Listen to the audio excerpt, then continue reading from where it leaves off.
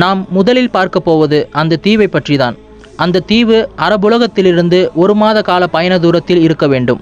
இரண்டாவது, அந்த தீவு உளவு வேலை பார்ப்பதில் நிபுணத்துவம் பெற்றிருக்க வேண்டும், அதாவது உளவாளிகள் நிறைந்திருக்க வேண்டும். மூன்றாவது, அந்த தீவில் இருந்து மத அரசியல் கட்டமைப்பு தகர்க்கப்பட்டும் அங்கு உள்ளவர்கள் இறை நம்பிக்கை அற்றவர்களாக மாறியிருக்க வேண்டும். அஸ்ஸலாமு அலைக்கும். நான் ஷேக் இம்ரான் ஹுசைன். நான் இப்போது உங்களிடம் கூற இருக்கும் கருத்து தஜ்ஜாலை பற்றிய குர்ஆன், ஹதீஸ் மற்றும் வரலாற்று குறிப்புகளை வைத்து செய்யப்பட்ட ஆய்வு. ஒரு முறை நபி ஸல்லல்லாஹு அலைஹி வஸல்லம் அவர்கள் மதீனாவில் வசித்த ஒரு யூத சிறுவனை சந்தேகித்தார்கள், இவன் தஜ்ஜாலாக இருப்பானோ என்று. அந்த சிறுவனின் பெயர் இப்னு சய்யாத். நபி ஸல்லல்லாஹு அலைஹி வஸல்லம் அவர்கள் உமர் ரலியல்லாஹு அன்ஹு அவர்களோடு அவனை நோக்கி சென்றார்கள். அவனிடம் சில கேள்விகளை கேட்டார்கள். அவனோ மிகவும் மரியாதையற்ற விதமாக பதிலளித்தான். உமர் ரலியல்லாஹு அன்ஹு அவர்கள் கோபப்பட்டு நபி ஸல்லல்லாஹு அலைஹி வஸல்லம் அவர்களிடத்தில் அவன் தலையை எடுத்துவிட எனக்கு அனுமதி தாருங்கள் என கேட்டார்கள். அதற்கு நபி ஸல்லல்லாஹு அலைஹி வஸல்லம் அவர்கள், உமரே வேண்டாம், இவன் தஜ்ஜாலாக இருந்தால் இவனை உங்களால் கொல்ல முடியாது, இவன் தஜ்ஜாலாக இல்லை என்றால் இவனை கொல்வது பாவமாகும் என்று கூறினார்கள். நான் மீண்டும் ஒரு முறை சொல்கிறேன், அவன் தஜ்ஜாலாக இருந்தால் உங்களால் அவனை கொல்ல முடியாது, அவன் தஜ்ஜாலாக இல்லை என்றால் இவனை கொல்வது பாவமாகும். இந்த நிகழ்வு அவன் தஜ்ஜாலாகவோ அல்லது சாதாரண சிறுவனாகவோ இருக்க வாய்ப்புள்ளதை குறிக்கிறது. ஆனால் இவை அனைத்தும் தஜ்ஜால் இந்த பூமியில் வெளியேற்றப்பட்டால் மட்டுமே சாத்தியம். இந்த செய்தி தஜ்ஜால் இந்த உலகத்தோடு தொடர்பில் இருக்கிறான் என்பதையும் அவன் நபி ஸல்லல்லாஹு அலைஹி வஸல்லம் காலத்திலேயே வெளிவந்து விட்டான் என்பதையும் மறைமுகமாக குறிக்கிறது. அவன் வெளிவந்து விட்டான் என்றால் இப்போது அவன் எங்கே என்று நீங்கள் கேட்கலாம். இப்போது நாம் சஹீஹ் முஸ்லிமில் இடம்பெற்றுள்ள புதிரான நிகழ்வு ஒன்றை பார்ப்போம். கிறிஸ்துவத்திலிருந்து இஸ்லாத்திற்கு வந்த நபி ஸல்லல்லாஹு அலைஹி வஸல்லம் அவர்களின் தோழர்களில் ஒருவரான தமீமுத்தாரி அவர்கள் நபி ஸல்லல்லாஹு அலைஹி வஸல்லம் இடத்தில் வந்து நடந்ததை கூறுகிறார். இந்த நிகழ்வை நாம் விமர்சன ரீதியாக பார்க்கும்போது இது உண்மை நிகழ்வாக இருக்க முடியாது என்றே கருதுவோம். ஆனால் நபி ஸல்லல்லாஹு அலைஹி வஸல்லம் அவர்கள் அதை விளங்கி கொண்டார்கள். பிறகு மக்களிடம், எல்லோரும் அமருங்கள், நான் உங்களிடம் முக்கியமான விஷயத்தை பற்றி கூற இருக்கிறேன் என்றார்கள். தமீமுத்தாரி என்னிடம் வந்து தஜ்ஜாலை பற்றி சில விஷயங்கள் கூறினார். நான் உங்களிடம் கூறிய அனைத்தும் உறுதியாகிவிட்டது என்று கூறி அந்த விஷயங்கள் குறித்து பேசத் தொடங்கினார்கள். தமீமுத்தாரியும் அவரது 30 அல்லது 40 தோழர்களும் கடலில் கப்பல் பிரயாணத்தை மேற்கொண்டார்கள். புயல் காரணமாக 1 மாத காலம் அந்த கடலிலேயே அலைகழிக்கப்பட்டார்கள். பின்பு கப்பல் கரை ஒதுங்கிய அவ்விடத்தை அவர்கள் அடைந்தார்கள். எது முன்பகுதி எது பின்பகுதி என அறியப்படாத வகையில் உடல் முழுவதும் ரோமங்களை உடைய ஒரு உயிரினத்தை கண்டார்கள். அந்த உயிரினம் நான் தான் ஜசாசா என்று கூறியது, அதாவது உளவாளி. சூரத்துல் ஹுஜராத்தில் கூட வலா தஜஸ்ஸசு என்று வரும், ஆராயாதீர்கள், அதாவது உளவு பார்க்காதீர்கள் என்று. ஆகவே அந்த தீவானது உளவு வேலை பார்க்கும் அதீத மக்களை கொண்டிருந்தது. அந்த ஜசாசா உள்ள ஒரு பாலடைந்த மரம் ஒன்று உள்ளது. அங்கே உங்களுக்காக ஒருவர் காத்திருக்கிறார், போய் பாருங்கள் என்றது. கவனியுங்கள், முதலாவது, அந்த தீவு அரபுலகத்திலிருந்து 1 மாத கால பயண தூரத்தில் இருக்க வேண்டும். இரண்டாவது, அந்த தீவு உளவு வேலை பார்ப்பதில் நிபுணத்துவம் பெற்றிருக்க வேண்டும், அதாவது உளவாளிகள் இருக்க வேண்டும். மூன்றாவது, அந்த தீவில் இருந்து மத அரசியல் கட்டமைப்பு தகர்க்கப்பட்டும் அங்கு உள்ளவர்கள் இறை நம்பிக்கை அற்றவர்களாகவும் மாறியிருக்க வேண்டும். ஆகவே தமீமுத்தாரியும் அவரது தோழர்களும் அந்த மடத்திற்குள்ளே விரைந்தார்கள். அங்கே உறுதியாக கட்டப்பட்டிருந்த ஒரு சுருள்முடி கொண்ட இளைஞனை கண்டார்கள். ஆனால் அவர்கள் அவனது கண் குறித்து எந்த விளக்கத்தையும் கொடுக்கவில்லை. அவனது கரங்கள் அவனது கழுத்தோடு சேர்த்து சங்கிலிகளால் கட்டப்பட்டிருந்தது. அவனது கால்களும் சங்கிலிகளால் கட்டப்பட்டிருந்தது. அந்த இளைஞன் தமீமுத்தாரி மற்றும் அவரது தோழர்களிடம் சில விசித்திரமான கேள்விகளை கேட்கத் தொடங்கினான். பைசானின் பேரிச்ச மரங்களை பற்றி எனக்கு கூறுங்கள் என்றான். பைசான் ஜோர்டானில் உள்ள ஒரு பகுதி. அவர்களோ அவற்றை பற்றி உனக்கு என்ன விவரம் வேண்டும் என கேட்டார்கள். அவன் அது விளைச்சல் தருகிறதா அல்லது இல்லையா என்று கேட்டான். அவர்களோ ஆம், அவை மற்ற பகுதிகளை விட அதிக விளைச்சல் அளிக்கின்றன என்று கூறினார்கள். கூடிய விரைவில் அவை விளைச்சலற்று போகும் என்றான். இன்று பைசானின் பேரிச்ச மரங்கள் வரலாறு காணாத வகையில் விளைச்சலற்று போகிவிட்டன. பிறகு அவன் இப்போது எனக்கு தபரியா ஏரியை பற்றி கூறுங்கள் என்றான். அதை பற்றி உனக்கு என்ன தகவல் வேண்டும் என்று கேட்டார்கள். அதற்கு அவனோ அதில் தண்ணீர் இருக்கிறதா என்று கேட்டான். அதற்கு அவர்கள் ஆம், நிறையவே இருக்கிறது என்றார்கள். விரைவில் அது வற்றிவிடும் என்று அவன் கூறினான். The Sea of Galilee is dropping so fast that islands of earth are appearing. It could run out of water altogether in less than a year. நான் தான் தஜ்ஜால், நான் தான் அந்தி கிறிஸ்து. நான் வெளிவந்த பின் எல்லா பகுதிகளுக்கும் நகரங்களுக்கும் பிரயாணம் செய்வேன். ஆனால் என்னால் மக்கா மற்றும் மதீனாவிற்குள் நுழைய இயலாது. ஏனெனில் அந்த பகுதிகளில் வானவர்கள் காவலுக்கு இருப்பார்கள். இதை வைத்து தஜ்ஜால் இன்னும் வெளிவரவில்லை என்பதை நாம் அறிவோம். ஆனால் அவன் அரபுலகத்திலிருந்து கடல் வழியாக 1 மாத கால பயண தூரத்தில் இருக்கும் ஒரு தீவில் இருக்கிறான். அந்த தீவோ உளவு வேலை பார்ப்பதில் நிபுணத்துவம் பெற்றிருக்க வேண்டும். ஆகவே அல்லாஹுவின் தூதர் நமக்கு கூறிய எச்சரிக்கைகளை வைத்து அந்த தீவிலிருந்துதான் தஜ்ஜால் வெளியேறி தனது பணிகளை தொடங்குவான் என்பதை நாம் அறிந்து கொள்ளலாம். ஆள் மாறாட்டம் செய்யக்கூடிய வகையில் போலி ஈசா நபியாக வந்து ஜெருசலத்தை தலைமையாக கொண்டு இந்த உலகத்தையே ஆள்வான். இப்போது கேள்வி என்னவென்றால், அந்த தீவு எது என்பதுதான். இப்போது இஸ்லாமிய உலகில் சந்தேகத்தை ஏற்படுத்திய அந்த ஒரு ஹதீஸை பார்ப்போம். அந்த ஹதீஸ் சஹீஹ் முஸ்லீமில் இடம்பெற்றுள்ளது. அந்த ஹதீஸ் ஈசா அலைஹிவஸல்லம் அவர்களின் திரும்புதல் மற்றும் அவர் தஜ்ஜாலை கொல்வது குறித்து பேசுகிறது. தஜ்ஜாலை கொல்வது குறித்து வரும் வார்த்தைக்கு அடுத்து பஹஸ்ஸ என்ற வார்த்தை இடம்பெற்றுள்ளது. அதற்கு வெளியேறுதல் என்று அர்த்தம் கிடையாது. பஹஸ்ஸ என்பதற்கு அனுப்புதல் என்றுதான் அர்த்தம். ஆனால் பலர் ஈசா அலைஹிவஸல்லம் தஜ்ஜாலை கொன்ற பிறகுதான் யஹ்ஜூஜ் மஹ்ஜூஜ் வெளியேறுவார்கள் என்று முடிவு செய்கிறார்கள். யஹ்ஜூஜ் மஹ்ஜூஜ்களின் முதல் கூட்டத்தினர் சி ஆஃப் கலீலியை கடப்பார்கள். ஆனால் அரபியில் அந்த கடலிற்கு பெயர் சி ஆஃப் கலீலி அல்ல. கிறிஸ்தவர்கள் தான் ஆங்கிலத்தில் சி ஆஃப் கலீலி என்று அழைப்பார்கள். யூதர்கள் அவ்வாறு அழைக்க மாட்டார்கள். யூதர்கள் அந்த கடலை கெனரேட் ஏரி என்று அழைப்பார்கள். ஹதீஸில் அந்த கடல் தபரியா ஏரி என்று வருகிறது. இந்த 3 பெயர்களும் ஒரே இடத்தை தான் குறிக்கிறது. முதல் அணியினர் அந்த கடலை கடக்கும்போது அதில் உள்ள தண்ணீரை குடிப்பார்கள். அவர்களின் இறுதி அணியினர் அந்த கடலை கடக்கும்போது இங்கே ஒரு காலத்தில் தண்ணீர் இருந்தது என சொல்வார்கள். நான் என்ன நினைக்கிறேன் என்றால், இதுதான் நாம் மிகவும் எளிதாக அறிந்து கொள்ளும் விதமாக அடையாளம் என்று. உயரமான கட்டிடத்தை தெளிவாக அண்ணாந்து பார்ப்பதை போல் அந்த கடலையும் நீங்கள் பார்த்தால் அதனுடைய அளவு படிப்படியாக குறைந்து வருவதை காண முடியும். அது கடைசியில் ஒரு துளி மீதமில்லாமல் அது வற்றிவிடும். இது வரலாறு கண்டிராத வகையில் அது தன்னுடைய சராசரி அளவை விட குறைத்து காணப்படுகிறது. இது அந்த கடல் வற்றக்கூடிய காலம் நெருங்கி வருவதை குறிக்கிறது. மேலும் நாம் இறுதி காலத்தை எட்டிவிட்டோம் என்பதையும் குறிக்கிறது. தற்போது சி ஆஃப் கலீலி அதாவது தபரியா ஏரியில் உள்ள தண்ணீரின் அளவு இயல்பு நிலைக்கு திரும்ப முடியாத அளவுக்கு குறைந்துவிட்டது. தபரியா ஏரியின் தற்போதைய தண்ணீரின் அளவு யஹ்ஜூஜ் மஹ்ஜூஜ்கள் அந்த ஏரியை கடந்து கொண்டிருக்கிறார்கள் என்பதை உணர்த்துகிறது. அவர்கள் அதை கடந்து எங்கே செல்கிறார்கள் என்று கேட்டால் எனது பதில் அவர்கள் ஜெருசலத்தை நோக்கி தான் செல்கிறார்கள் என்பதுதான்.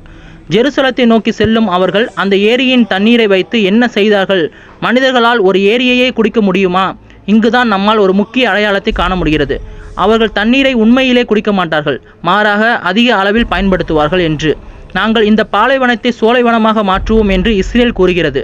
மேலும் அரபுகள் இதற்கு முன்னால் அதற்கான எந்த ஒரு முயற்சியிலும் தங்களை ஈடுபடுத்திக் கொள்ளவில்லை. நாங்களோ அதற்கான அனைத்து சாதனங்களையும் பெற்றிருக்கிறோம். ஆகையால் நாங்கள் இந்த பாலைவன பூமியை சோலைவனமாக மாற்றுவோம் என்று கூறி அதை செயல்படுத்தி கொண்டும் இருக்கிறது. அதிக அளவிலான தண்ணீர் தபரியா ஏரியிலிருந்து எடுக்கப்பட்டு தற்போது அதன் அளவு குறைந்து கொண்டே வருகிறது. இப்போது நீங்கள் புரிந்து கொள்ளலாம், யஹ்ஜூஜ் மஹ்ஜூஜ்களின் பெருவாரியான அணியினர் நமது புனித பூமியை அடைந்து கொண்டிருக்கிறார்கள் என்று.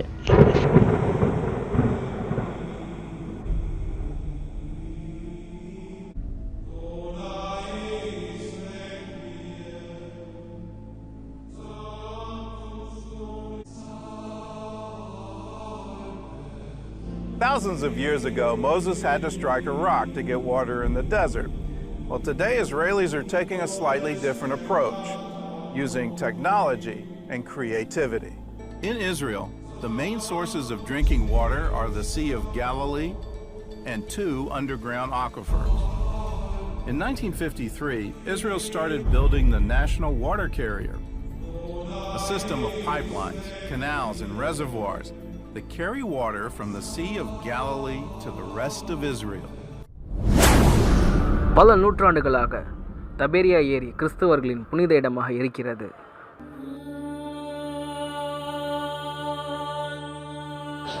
இந்த நீரில்தான் இயேசு கிறிஸ்து நடந்ததாக பைபிள் கூறுகிறது. இங்கேதான் அந்த அதிசயத்தை அவர் நிகழ்த்தினார். 3 மதங்களிலும் தபேரியா ஏரி ஒரு புனித ஸ்தலமாக பார்க்கப்படுகிறது. Should be above our heads, in fact. The tragedy is that you don't need to be Jesus Christ anymore to walk here on the Sea of Galilee. ஒரு காலத்தில் இங்கு நமக்கு தலைக்கு மேல் தண்ணீர் இருக்கும். இப்பொழுது இயேசு கிறிஸ்து பூமிக்கு வந்தால் அவர் இங்கு ஈஸியாக நடக்கலாம். இஸ்ரேலிய பாலைவனத்தை சோலைவனமாக்குவது நிலையானதில்லை மற்றும் இந்த தபேரியா ஏரியை அழிப்பது மிகவும் ஆபத்தானது. இதை இஸ்ரேலிய அரசியல்வாதிகள் புரிந்து கொள்ள வேண்டும். This bay should be full of water right up to those rocks. The Sea of Galilee is so low it must be pumped uphill into the Jordan now, the river it should feed. Otherwise, its baptism sites would dry up. But the Jordan doesn't flow much further from here. இந்த தபரியா ஏரியில் நீர் குறைவதற்கு இஸ்ரேலிய அரசு பருவ மாற்றத்தை காரணமாக கூறுகிறது. Of 5 successive years, that's something we never met, and that's also something that statistically is really rare. On the waters, boatmen who fish for tourists are deeply alarmed. நாங்கள் முன்பெல்லாம் மீன்களை அந்த இடத்திற்கு பின் இருந்து பிடிப்போம். அவ்வளவு தூரம் தண்ணீர் இருக்கும். இப்பொழுது எல்லாம் மாறிவிட்டது. இது மீண்டும் பழைய நிலைமைக்கு மாறும் என்று நீங்கள் நம்புகிறீர்களா? இறைவன் நாடினால் நிச்சயமாக மாறும். ஆராய்ச்சியாளர்கள் இந்த தபரியா ஏரி மீண்டும் பழைய நிலைக்கு எப்போதும் வராது என்று கூறுகிறார்கள். இது இன்னும் குறையதா செய்யும் என்கிறார்கள். The Sea of Galilee is dropping so fast that islands of earth are appearing. It could run out of water altogether in less than a year, and this is 1/3 of Israel's water supply. The Jordan River is drying up, barely a muddy stream in places. The farms along its banks dying without water. Badran Jabba surveys his destroyed crops. A field of cauliflowers and tomatoes. பாலஸ்தீனியர்கள் west பேங்கில் விவசாயம் பார்க்க போதிய அளவு நீர் கிடைப்பதில்லை. இதனால் இங்கு விவசாயம் அழிகிறது. இது இயற்கையாக நடக்கும் ஒரு அழிவல்ல, இது மனிதர்களால் நடக்கும் ஒரு அழிவு. இஸ்ரேலிய அரசு தபரியா ஏரியில் இருந்து ராட்சத கொலைகளை வைத்து இஸ்ரேலுக்கு முழுவதுமாக நீரை உரிது விடுகிறது. இஸ்ரேலுக்கு அனைத்து வளர்ச்சிக்கும் இந்த தபரியா ஏரியில் இருந்துதான் நீர் எடுக்கப்படுகிறது. இதனால் பாலஸ்தீன் மக்கள் மிகவும் கஷ்டப்படுகிறார்கள். பாலஸ்தீனிய மக்களின் கருத்துப்படி 1967 அதாவது இஸ்ரேலிய ஆக்கிரமிப்புக்கு பிறகு அனைத்து நீர்நிலைகளையும் உறிந்துவிட்டார்கள். The municipality does not give us water as they should. Water comes through our pipes twice a year. More than 300,000 Palestinians across the West Bank are not connected to a water network, according to Palestinian human rights groups. Since the 1967 occupation, all water resources are exclusively in Israeli hands. நீங்கள் கொஞ்சம் west பேங்கில் இருந்து இஸ்ரேலுக்கு சிறிது வந்தீர்கள் என்றால் காட்சிகள் மிகவும் வேறு விதமாக இருக்கும். இங்கு தண்ணீர் பஞ்சமில்லை. இஸ்ரேலியர்கள் தெருவுக்கு தெரு தண்ணீரை கொண்டு அழகுபடுத்தியுள்ளார்கள். This is the most significant source of surface fresh water that we have for this region. When we're talking about Israel, Palestine and Jordan, this is it. Israel pumps water out of this lake into what is called the national water carrier, bringing water from this part of the country, the northern area where we have most of the rainfall, to the very dry south. Munther, a water engineer, talked to us in Wadi Fukin, a Palestinian village surrounded by Israeli settlement. Palestine ஆகிய எங்களுக்கு வரும் நீர் எல்லாம் Israel பாவம் பார்த்து கொடுப்பதுதான். ஆனால் இஸ்ரேலிய அரசு எங்களுக்கு கொடுக்கும் நீரின் அளவு 1/5 பங்குதான். இந்த இடம் பார்த்தீங்கன்னா இஸ்ரேலிய ஆக்கிரமிப்புக்கு முன் இந்த புகைப்படத்தில் இருந்தது போல் இருந்தது. ஆனால் இப்பொழுது இது மிகவும் பெரிய பேரழிவு. A leading rights group claims Israel is depriving Palestinians of their fair share of the region's scarce water supplies, while settlers and other Israeli citizens splash it around, with the tap all but closed for residents of the West Bank. Now, Israel's national water company has cut off supplies to tens of thousands of Palestinians living in the occupied West Bank. Mekarot has decided to close the valves which supply major areas of the northern West Bank. The city of Salfit and surrounding villages, including Jenin, have been affected.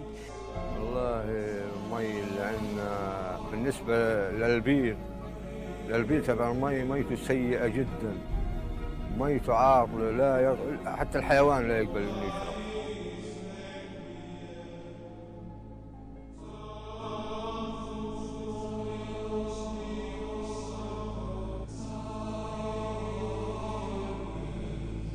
يؤتي الحكمة من يشاء ومن يؤت الحكمة فقد أوتي خيرا كثيرا